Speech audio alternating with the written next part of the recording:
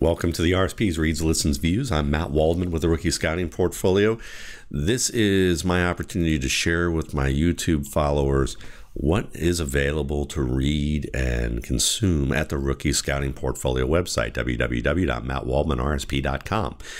Leading off, how I evaluate August football. This is an article that goes into depth of how I separate warm-ups and drills and scrimmages from the preseason and regular season in terms of what type of information I'm gleaning from the things that you see on practice video highlights and different types of beat writer reports, and really kind of separating the substance from the buzz. I think this is an article that people will be going back to who read the RSP on a regular basis. This is one they'll be referencing for the next few years before training camp, to just get a reminder of what it is you can be looking for that will be helpful. So highly recommend it. Looking at Tevin Coleman, and seeing really where he's improved, but also looking at where he could learn to become a little bit more efficient when using space, especially with certain types of runs. So I show some plays there that are, valuable in getting a chance to see what's common among a lot of highly athletic running backs who may still have to refine their games a little bit, but are absolutely competent, if not capable of big-time plays in the running game as well as the short passing game. Justin Jackson, speaking of short passing game and the ground game, you can see some of the trinity of skills that he possesses that actually make him a little better in certain situations than a guy like Tevin Coleman. So reading the Coleman article and the Justin Jackson article actually go hand in hand, because you get a chance to see a player who needs to learn how to use a more efficient use of space, and a guy like Justin Jackson who's really figured it out early in his career. Moving on to some wide receivers, Marques Valdes-Scantling.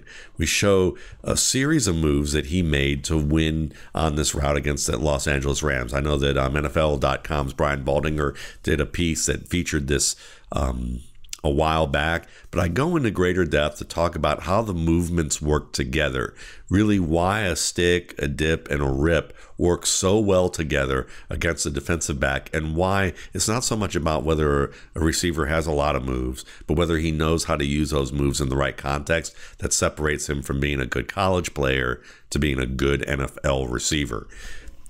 Moyer, he returns with a really good piece on running backs and the coaching carousel, this time featuring Joe Mixon and the Cincinnati Bengals, and how Zach Taylor's scheme taken from the Los Angeles Rams is going to be helpful to the Bengals running game.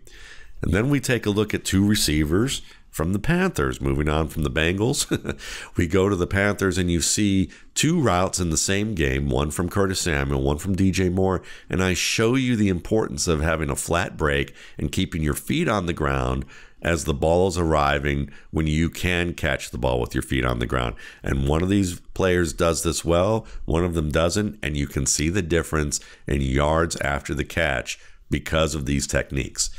Then we look at, compare and contrast in the same game, Marcus Mariota and Tom Brady, and really talking about where Marcus Mariota, being a competent NFL quarterback capable of big-time plays, could elevate his game a little bit more if he adapts to certain things that Tom Brady has already understood how to do for many years.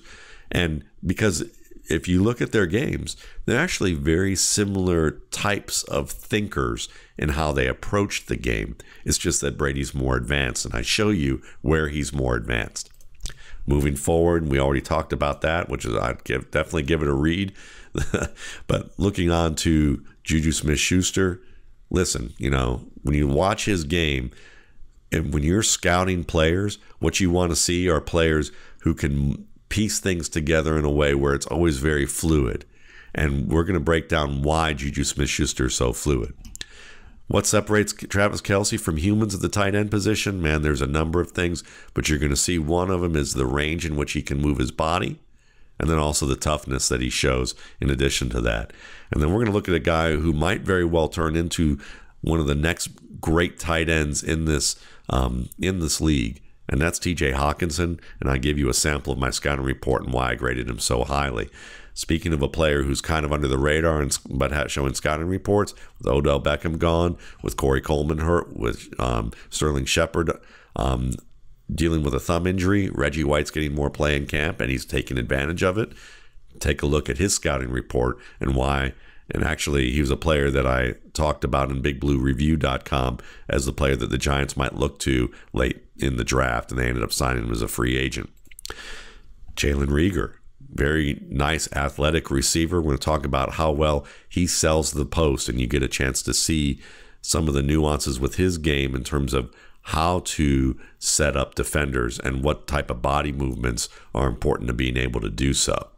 Bryan Edwards, we're going to differentiate between leverage and power and give you examples that apply not only to wide receivers, but all ball carriers when it comes to what is good leverage and what is good power and how to discern the difference. Laviska Shenault, who's a player who absolutely is terrific after the catch. We're going to show you a number of great plays that he made against UCLA, but I'm going to also go into detail why one of the plays that you wouldn't expect I thought was the best of that night for him. And of course, you can download the Rookie Scouting Portfolio. It is available since April 1st. It has a post-draft, and you also get a newsletter that comes once a month from June through December. So it gives you updates on a lot of my rankings and what I'm working on for the 2020 class. Valuable resource, highly recommended. And of course, you can follow my work, and it shows you ways to do that with the various outlets that I have, as well as a tour of the RSP and the site, my RSP cast.